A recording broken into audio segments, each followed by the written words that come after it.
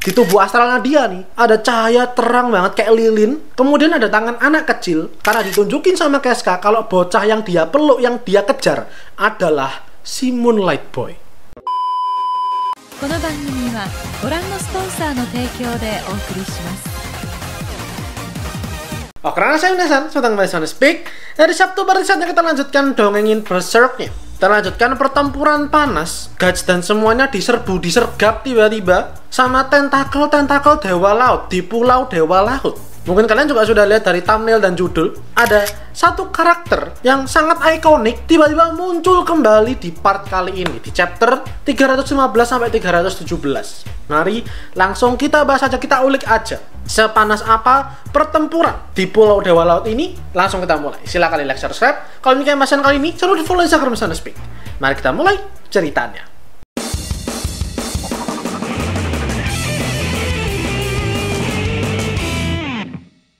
Langsung aku buka dulu dengan kalau dari part kemarin kalian ingat di akhir-akhir itu ya, para bocil Isma, Shirke, Isidoro mereka pergi ke tempat Guts dan semuanya. Mereka pakai jalan singkat gitu ya, jalan pintas lewat tebing-tebing curam gitu.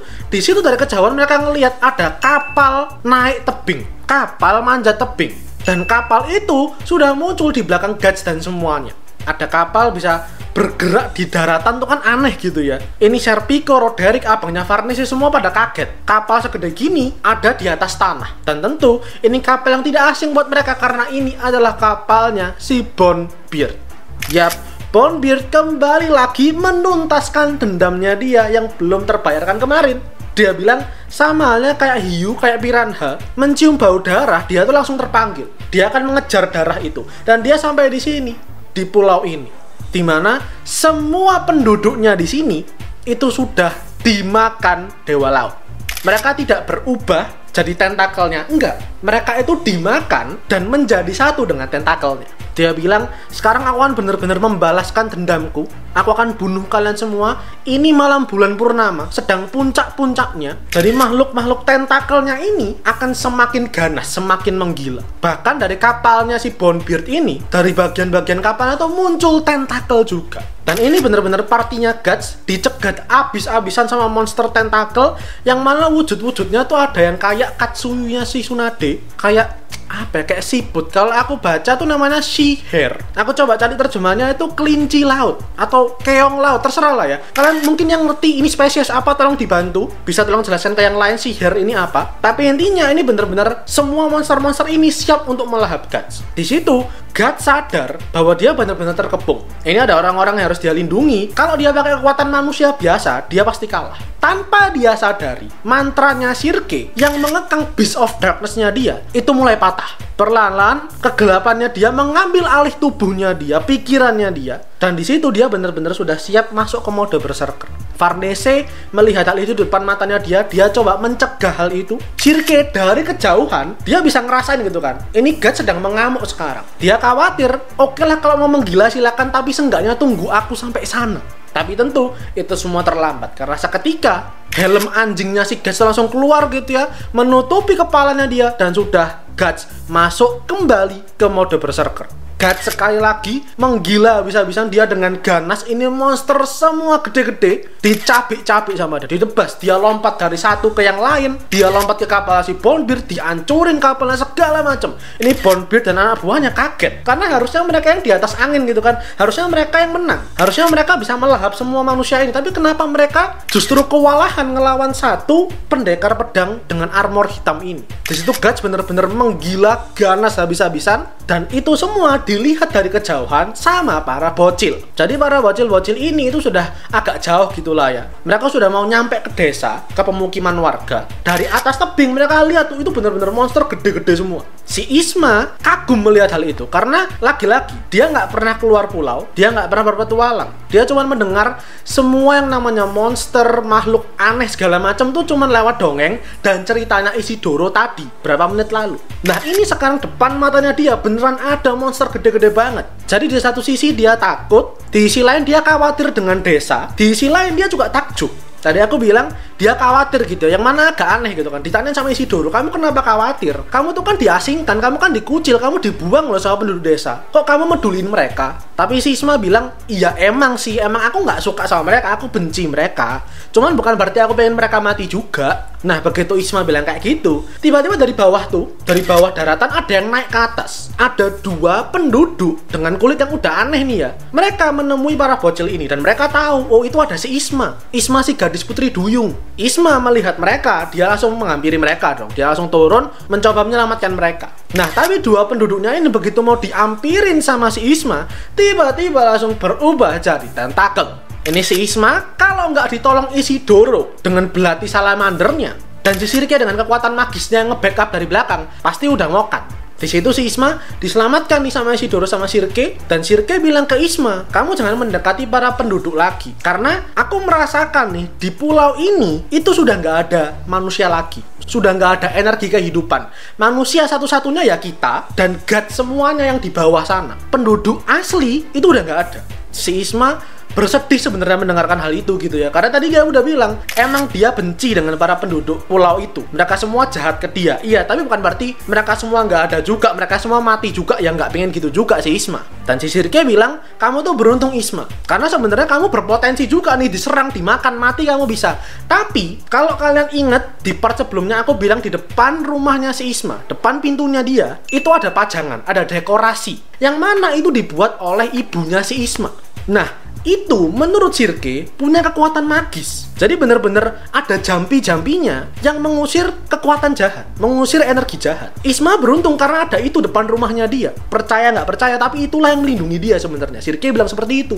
Maka akhirnya ya udahlah, waktu bersedih-sedih dilewatkan dulu. Ini para bocil bertiga nih berencana untuk ngampirin desanya itu tadi. Si Isidoro yang sebenarnya awalnya tuh melarang si Isma untuk ikut karena takutnya nanti dia malah nggak tega gitu ya ngelihat orang-orang desa penduduk pulaunya yang sebenarnya dipedulikan sama Isma harus dicabik-cabik, harus ditebas sana sini. Tapi Isidoro yang bilang kayak gitu kemudian dihentikan sama Sirke karena mending kita nggak sembarangan kesana. Soalnya si God sekarang lagi menggila, dia masuk ke dalam mode berserker. Nanti kalau kita lewat gitu aja yang ada malah kita yang digorok. Isidoro dibilangin seperti itu karena nggak ngerti waktu pertempuran sebelumnya, waktu Guts pakai mode berserker di Fritanis, pelabuhan Fritanis itu ya, itu dia bisa sadar karena ditolongin, diasis sama Sirke. Makanya Sirke bilang seperti itu ke Isidoro. Dan sekarang Sirke akan coba untuk kembali nempel ke badannya si Guts, mencoba untuk sekali lagi membantu Guts menyadarkan dia dari mode berserkernya. Maka di situ Sirke bilang, tolong lindungi tubuh fisikku, aku akan masuk ke tubuh astralku sekarang, aku akan coba ke sana. Sirke dengan tubuh fisiknya langsung pingsan, tubuh astralnya keluar gitu kan, langsung menghampiri Guts,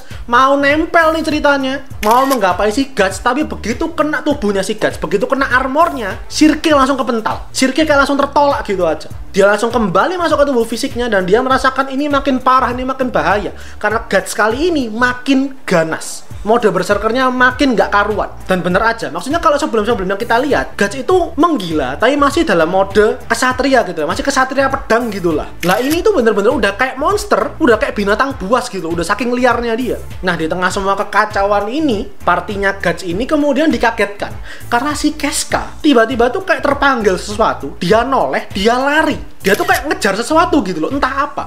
Casca yang lari, tentu Farnese langsung merespon. Dia kaget loh, Casca kenapa lari? Dikejar dong sama si Farnese.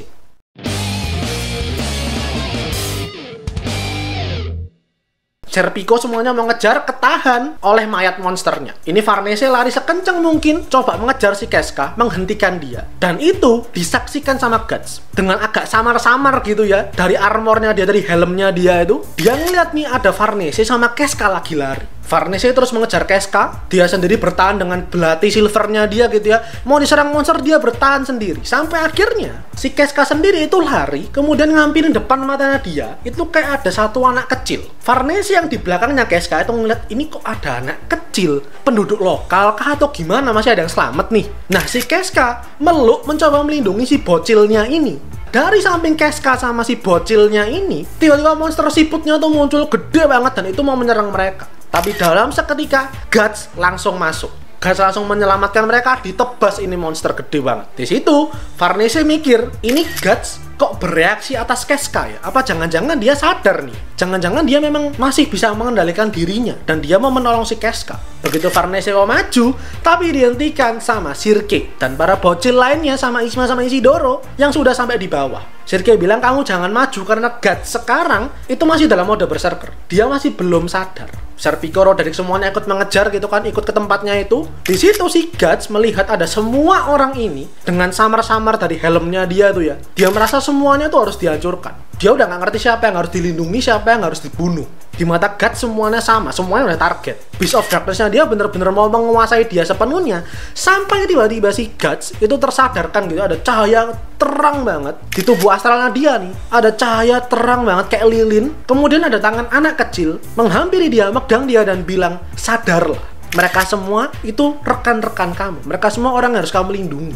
Jangan paksa tubuh kamu, jangan sakiti mereka. Si bocah bercahaya ini bilang seperti itu ke Guts, yang mana itu membuka matanya Guts, membuka nuraninya dia. Di situ Guts punya kemampuan untuk melawan, menekan Beast of Darkness-nya dia akhirnya. Akhirnya Guts tuh agak jatuh gitu ya. Helmnya tuh agak terbuka sedikit. Guts dari dalam, dari internalnya dia sendiri mencoba melawan. Maka di situ Sirke melihat, dia tahu nih kalau berserkernya Guts ini agak melemah sekarang. Berarti inilah kesempatannya untuk nge-cancel kekuatannya dia, untuk menghentikan mode berserker ini. Maka Sirke langsung ini dengan tubuh fisiknya dia nih ya, dia langsung lari mengambil Guts. Dia lompat naik ke pundak punggungnya si Guts. Dengan mantranya dia, dengan magisnya dia dibantu, ditenangkan si Guts. Helm anjingnya itu ditarik sama Sirke. Akhirnya karena Guts sendiri ada perlawanan dari dalam, mode berserkernya dia berhasil tercancel. Kayak lagi Guts kembali ke kesadarannya dia. Dia berterima kasih, berhutang sekali lagi nih sama Sirke. Dan di saat itu semua udah agak tenang. Itu Serpico sama Roderick agak bingung gitu ya, karena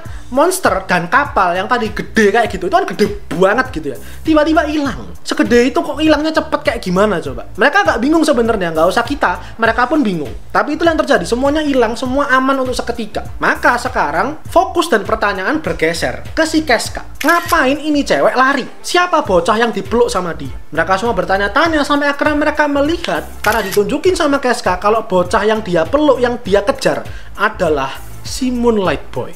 Jangan lupa, Moonlight Boy muncul ketika bulan purnama. Ketika malam bulan purnama, bulan lagi full-fullnya, dia akan muncul. Entah dari mana gitu lah ya, pokok muncul gitu aja. Jangan bertanya, jangan minta dibahas, aku pun juga nggak ngerti.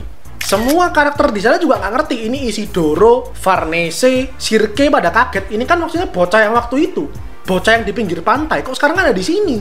Si Sirke mikir, apa kebetulan gitu ya? Waktu itu malam bulan purnama, dia muncul. Malam ini juga malam bulan purnama, kok dia tiba-tiba juga muncul? Guts sendiri juga ngerasa apa jangan-jangan bocah bercahaya yang ada dalam dunia astralnya dia, itu si bocah ini, bocil ini yang menolong dia, menyadarkan dia. Si Isidoro mikir, apa jangan-jangan dia penduduk sini kali ya, makanya ada di pulau ini. Tapi si Isma bilang, enggak kok, aku kenal semua orang di pulau ini, penduduknya kan nggak banyak, aku nggak pernah lihat ini bocil, dia jelas bukan dari sini. Nah, ada jawaban dari gadis asing ini. Serpico tanya dong, bentar, ini cewek siapa, kamu tuh siapa? Si Isma akhirnya memperkenalkan diri, bahwa dia Isma, dia tinggal di pulau ini, dia penduduk pulau ini, tapi tinggalnya di sisi lain pulau. Barusan dia berteman dengan Isidoro, dengan si Sirke, dan dia baru sadar kalau ternyata dialah satu-satunya orang yang selamat dari pulau ini. Isma yang sedih akan hal itu akhirnya dihibur sama Isidoro. Kamu jangan sedih, kamu jangan khawatir. Daripada kamu di sini nggak ngapa-ngapain, satu-satunya manusia di pulau ini, mending kamu ikut kami aja. Kamu ikut naik ke kapal, ikut berlayar, berpetualang bersama dengan kami. Dia tanya ke Roderick, boleh nggak? Ini ada satu cewek loh, anak kecil loh, masa kamu tinggal sih? Kamu setega itu tak? Padahal si Rodericknya yang nggak menyangkal, diiyain aja sama Roderick. Nggak apa-apa, silakan naik aja. Dan si Isma mendengar tawaran itu, dia terkejut banget. Karena gak menyangka dalam hidupnya dia akhirnya bisa keluar dari pulau menyebalkan ini. Akhirnya dia bisa pergi keluar, melihat dunia, melihat lautan, berpetualang sepenuhnya. Maka ya udah, Isma menerima tawaran itu. Dah, ini semua udah agak aman. Si Roderick bilang, kalau gitu kita harus segera perbaiki kapal. Nanti pagi, nanti siang kita segera cabut dari pulau ini. Tapi itu ditahan sama si Guts. Ide itu bagus, cuman nanti aja dulu. Mending sekarang kita tantangin aja ini dewa lautnya. Si Guts bilang kayak gitu karena dia mikir daripada nanti kita berlayar, kita pergi, kita cabut dari pulau, tiba-tiba di tengah laut dalam perjalanan diserang lagi, muncul lagi tentakelnya, kita malah kewalahan, kapal rusak lagi. Mending sekarang aja kita selesaiin sekalian. Ini kan kandangnya nih, pulau ini adalah rumahnya. Mending kita tantangin aja sekalian. Kita basmi sekalian sekarang. Akhirnya setelah berpikir-pikir, mereka semua setuju mengiyakan kalau mungkin itu pilihan terbaik gitulah ya. Mereka nggak ngerti harus menemukan ini tentakel di mana, tapi jangan khawatir, ada Isma di sana. Isma udah bilang ke Isidoro di 2 part sebelumnya, ada gua itulah rumahnya si Dewa Laut, dan gua itulah yang nanti bakal didatengin. Ya udahlah, akhirnya udah fix si Guts bakal maju ke sana, nantangin, bakal bertempur, dan akhirnya mereka memutuskan untuk sekarang mending kita cabut aja dulu, kita kembali ke kapal dulu. Ada hal penting yang harus kita lakukan. Udahlah, mereka semua pergi meninggalkan desanya, meninggalkan pemukiman yang hancur lebur, mayat monster di mana-mana, termasuk si Moonlight Boy itu dibawa sama si Casca. Semua pergi ke kapal. Nah, di kapal si Farnese itu diberi tugas penting dadakan sama Sirke, sama gurunya dia. Ini diliatin sama semua orang nih ya gitu ya. Semua orang udah di kapal nih. Farnese sama Sirke ada di tengah-tengah kapal. Sirke bilang, aku harus menemani Guts. Aku ikut masuk ke tubuh astralnya Guts supaya dia nggak menggila dalam mode berserker. Jadi yang nantangin ke guanya nanti Sirke sama Guts. Nah, oleh karena itu penyihirnya kan nggak ada nih di kapal. Tapi kamu Farnese, kamu bisa sihir. Maka aku percayakan perlindungan kapal ini ke kamu. Kamu bakal merapal mantra, memanggil 4 malaikat agung untuk melindungi ini kapal. Ya, 4 malaikat agung, 4 raja astral yang pernah dipanggil sama Sirke waktu di desa Enoh, itu yang akan dipanggil dan bakal dirapalkan mantranya sama Farnese. Farnese kaget dong, maksudnya itu kan jelas bukan mantra ecek-ecek, manggil 4 raja astral. Masa gampang gitu maksudnya? Masa bisa sih dia masih newbie gitu loh, masih beginner banget. Tapi Sirke bilang, percayalah kamu tuh bisa. Karena syaratnya tuh gampang sebenarnya. Itu spellnya, mantranya tuh sangat simple, sangat basic. Dan kamu sudah bisa masuk ke tubuh astral. Kamu bisa berpindah ke tubuh astral. Syaratnya 2 itu doang, dan kamu sudah memenuhi. Percaya dirilah, kamu pasti bisa. Kamu pertahanan kunci dalam pertempuran kali ini. Farnese yang mendengar hal itu, dia diyakinkan sama Sirke, dia melihat ke arah Guts, seakan Guts juga mengiyakan gitu ya, juga percaya nih dengan Farnese. Maka akhirnya oke, Farnese menyanggupi, meskipun dia takut-takut, dia iyakan, dia coba, dan dibantu, dibimbing sama Sirke nih, dia bakal merapal mantranya. Mereka langsung masuk ke mode astral, dan kemudian kita bahas di part selanjutnya. Itu dulu untuk part ke-23 ini. Minggu depan kita bakal masuk ke pertempuran puncaknya, klimaks gitu lah ya, pembuka klimaks dari pertarungan di Pulau Dewa Laut ini. Jadi silakan dinantikan tentu Sabtu depan, semoga nggak ada kendala ya. Dan untuk sekarang, silakan di like videonya. Kalau menyukai bahasan kali ini, jangan lupa komentar, di-share dengan kalian, dan terakhir, jangan lupa di follow Instagram Sounderspeak dan subscribe buat channel nikmati lebih konten anime dan manga dari channel Sounderspeak, karena anime dan manga yang aku suka dan kalian suka. So, see you guys in the next video. Itadashimasu.